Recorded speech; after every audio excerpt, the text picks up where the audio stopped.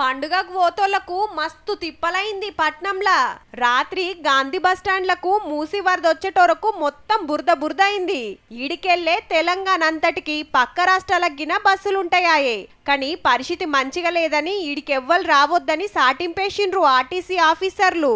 పక్కకుండే CBS కెంచి కొన్నంటే కొన్ని నడుస్తున్నాయి.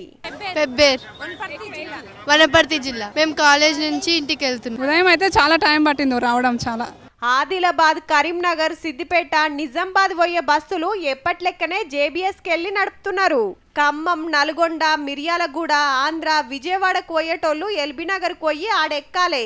ఇక భువనగిరి, జనగాం, వరంగల్ బస్సులు ఉప్పల్ రింగ్ రోడ్ దానికే నడుస్తున్నాయి. ఇబ్బంది కలగకుండాను ముందే వాళ్ళకి ఫోన్ నెంబర్స్ ఉంటాయి కాబట్టి ముందే సమాచారం మా యొక్క ఎంప్లాయీస్ ద్వారా మేము ఇవ్వడం జరుగుతూ ఉన్నది. ఒక్క ప్యాసింజర్ కూడా మిస్ కాకుండా.